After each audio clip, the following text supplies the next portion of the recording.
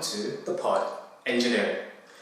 Today in this video you will learn about the 4-stroke cycle of the 4-stroke spark ignition petrol engine.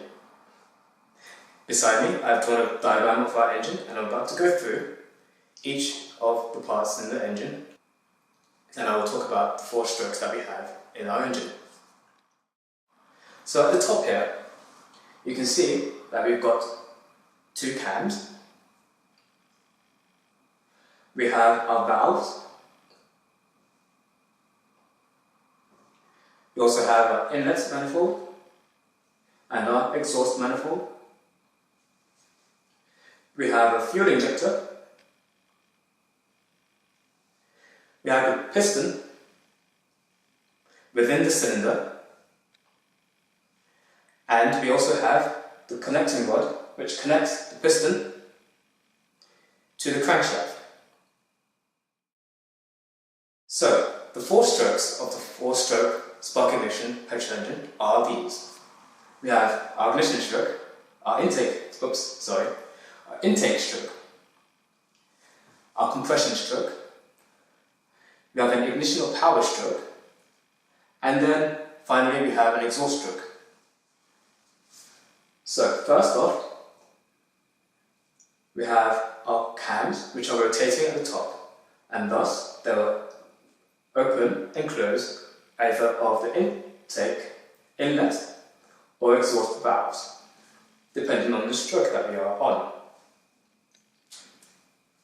So on the first stroke, the intake stroke, we have a piston fairly towards the top and we have our inlet valve open, and this is open because the inlet cam is pushing down on the inlet valve and is opening it. At the same time, we have our fuel injector which is injecting fuel into the inlet manifold, and thus air and fuel are going to mix in to the cylinder of the engine. It will enter the cylinder of the engine as the piston moves from the top of the cylinder towards the bottom of the cylinder. As this happens, this draws in our air and fuel mixture. Our air-fuel mixture is then within there and is mixing and swirling nicely within the cylinder. Then our inlet valve will close, and thus we will move on to the second stroke, which is the compression stroke. We start on the compression stroke with the piston at the bottom and it's moving its way up towards the top of the cylinder of the engine. Now as this happens, the air-fuel mixture within this cylinder is being compressed and thus its temperature is going to increase because it's being compressed. On our third stroke, the ignition or power stroke of the engine, we have a spark plug here, and the spark, which is an arc of electricity, ignites the air and fuel mixture within the cylinder and thus causes an expansion to happen where it forces down the piston. Energy is translated from a vertical linear kinetic motion into a rotational motion thanks to the crankshaft.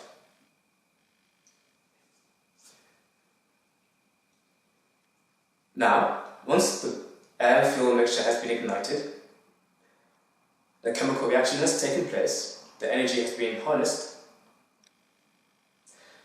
we are now left with exhaust gases left within the cylinder here.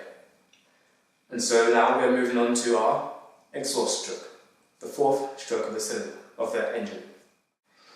Now on the 4th stroke, again, the piston is moving from the bottom to the top.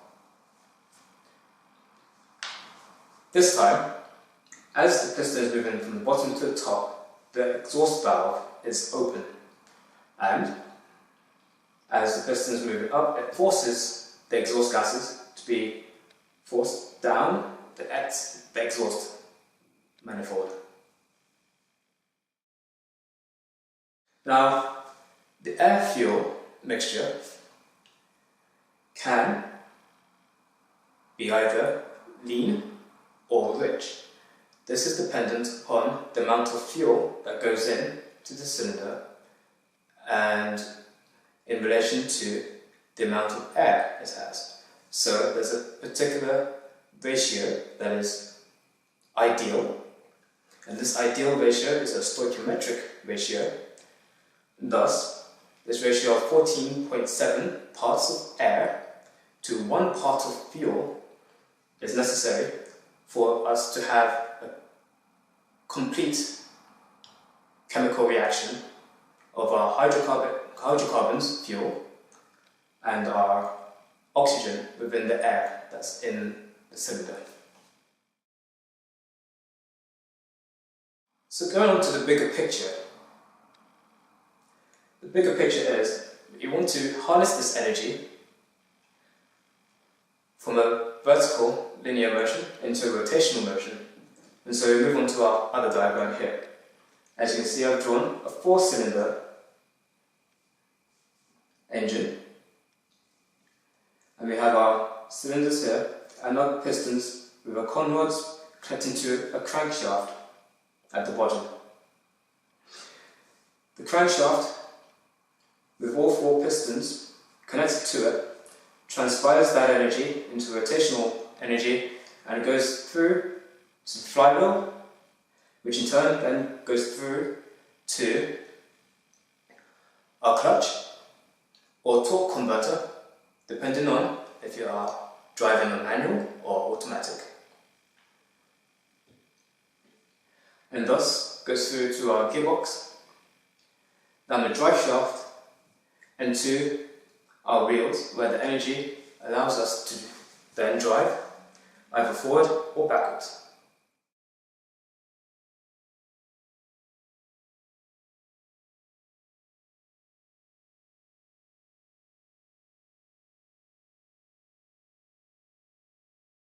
Today, in this video, we are going to talk about the PV auto diagram. Beside me, I have the diagram of our cylinder of our engine, and we have 2 diagrams here of the PV auto diagram, where one is an ideal adiabatic and the other one is the realistic one.